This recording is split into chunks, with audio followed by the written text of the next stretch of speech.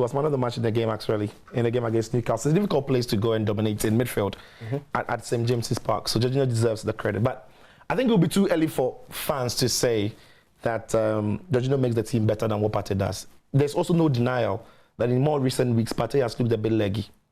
He's looked, a bit tired, a bit fatigued. Especially in that poor run with those games against West Ham. Absolutely, in those games. And if what those games as was, sometimes in the middle of the park, Arsenal were overrun.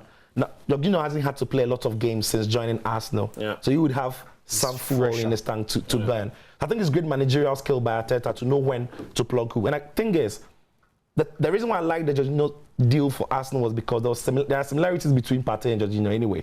I think Partey does some things better than him, and vice versa as well. I think Partey's pass selection and his range is better than what Jorginho will offer you.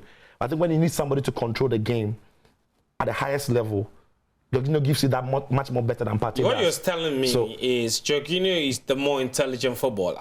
I personally think so, but in terms of controlling games and dictating tempo of games and getting the midfield control for the entire team, I think it does. I've seen him do that for Chelsea when they ran to win the Champions League under Tuchel Yossi Mens. I've seen him do it for Italy when they were at the Euros. These are high-profile competitions where he's continuously done it.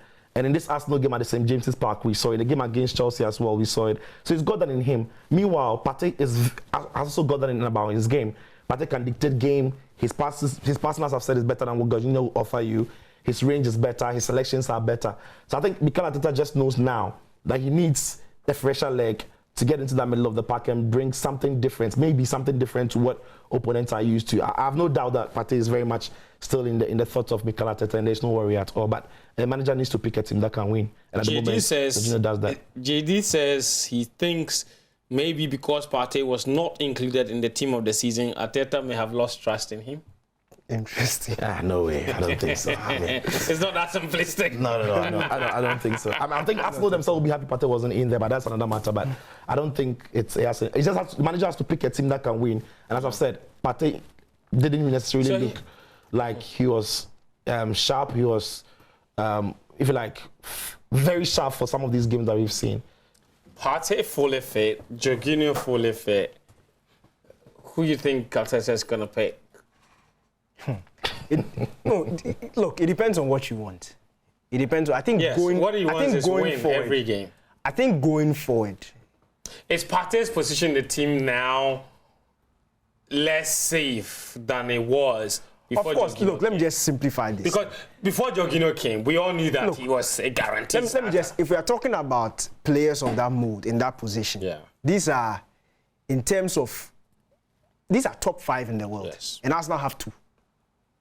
You can, if Jorginho goes to Manchester City, Rodri will be scratching his head. If Partey goes to Manchester City, Rodri will be scratching his head.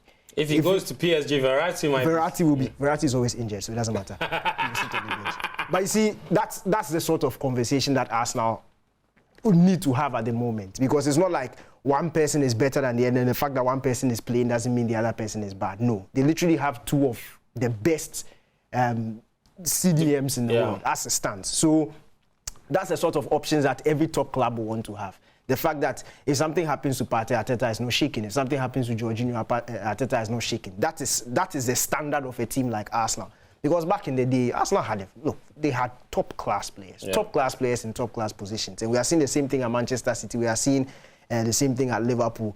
That is just the standard of football at this moment. When you look at Real Madrid's bench with the sort of talent that they have, the likes of Tchouaméni, Camavinga, there's Valverde, Jude Bellingham is coming in, and he'll sit on the bench. It just gives you joy as a big team, because you need those options to be able to call upon whenever you need them. So I don't think it's a bad thing that Jorginho is playing now or Partey is playing. Is this the most painful victory for Arsenal this season? Because to go to St. James's Park and win it and think that they couldn't beat West Ham, having taken a 2-goal lead, and to drop those points against Southampton, had they won those 2 games, which were very winnable in the contest in which we saw them, the league title might have been. That's true. It's a painful victory, because they've got the quality to have done that. They did. It actually showed a different side of Arsenal, grinding out results. It was very physical. No, but again, I also have a theory for that. You see, there are differences. When the season was going on and Arsenal were on top and they didn't necessarily feel the heat of Manchester City behind them, they were playing their game. The moment they felt that heat, they crumbled. They had to now they are the ones it's also adapting, maybe. They also have to adapt. I just feel like if Arsenal because perhaps if they play their game against Newcastle, they might not have won. Yeah, I'm just saying if this Newcastle game came, let's say 2 weeks earlier in the season, I don't think Arsenal would have won it.